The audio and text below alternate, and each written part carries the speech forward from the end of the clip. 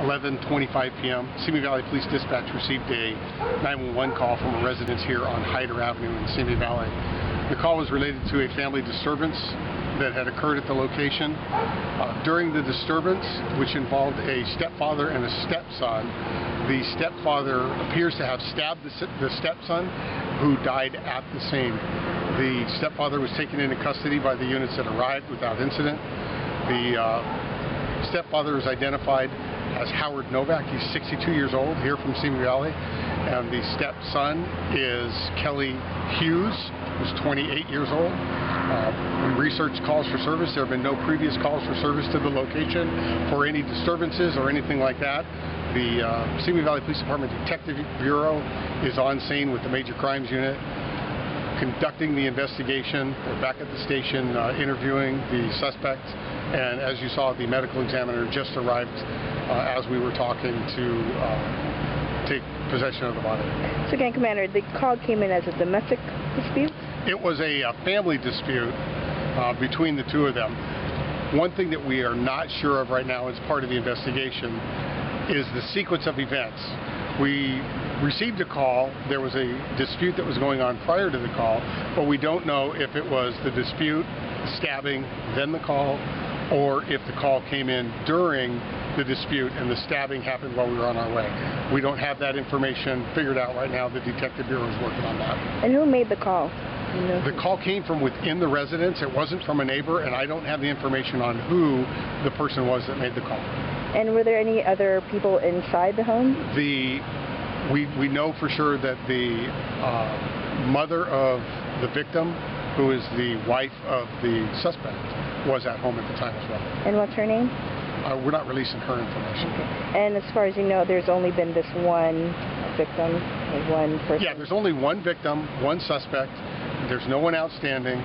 This is an isolated incident that occurred at the residence. It's not a random act of violence or anything like that. And this is the, in terms of homicides, how many this year in Simi Valley? I don't have the information on how many we've had. I don't have that. I can research it and get back to you. Okay.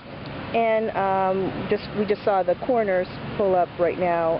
So what happens now that they've arrived? One of the reasons that it's delayed, we got the call last night, is once we get to the location and determine that the victim has died at the scene and the suspect is in custody, we essentially freeze the scene and get a search warrant. So the search warrant wasn't to the location here until 6 a.m. So from 6 a.m. until now, the detectives have been doing the processing of the scene, and then once they have completed the scene, the medical examiner comes in to do his portion of the investigation to recover the victim, and then after that's done, the scene can be cleared. And when officers initially came in, can you describe what they saw? I don't know that. I haven't spoken with them, and I don't have the specific information as to what they saw. Oh. And do you know how long they've been married, the stepfather?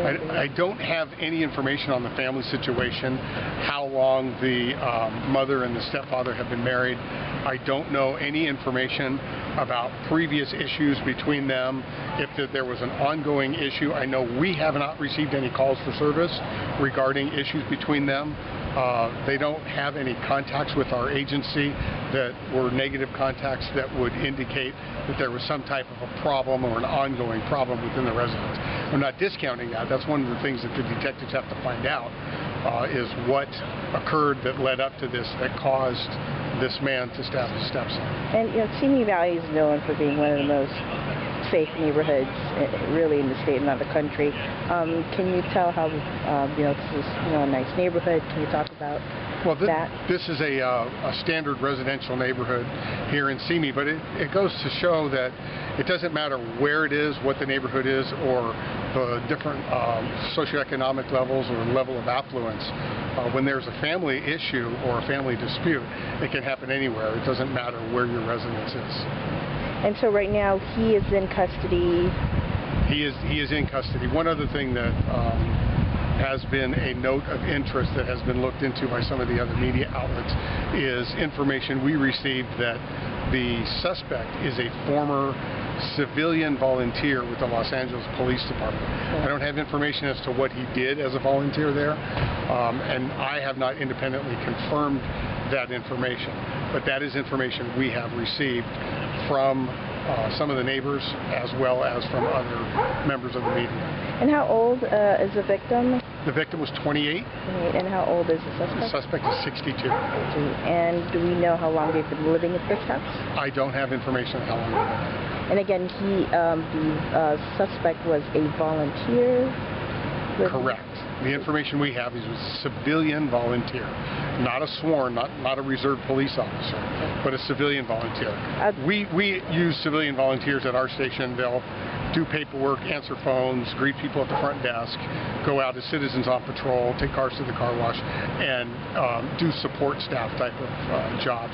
I don't know how LAPD uses them, so I have no idea what he would have been doing with Los Angeles Police Department. And again, going back to the victim, it was, do we know, I know the coroner just arrived, but do we know how many times he was stabbed? I don't have the specific information on the very intricate details of the investigation. But he did, when officers arrived, he had already been deceased, or? That's my understanding. He died at the scene. Great. Anything else, Commander May, that I might not have asked that you'd like to add? I don't have anything else. Obviously, the investigation is ongoing. Yes, the investigation is ongoing. As you can see, we still have the street locked down here. The residence is locked down, and we'll keep it that way until we've completed everything we need to do. And which streets do we have blocked off again? We have Hyder Avenue is the main street, and then there's a few cul-de-sacs. One of the things, though, for residents around here, if you are a resident in the impacted area, we will allow you to leave and come back to your home. The house that we're doing the investigation at is in such a location that it allows us the freedom to give the residents the movement they need.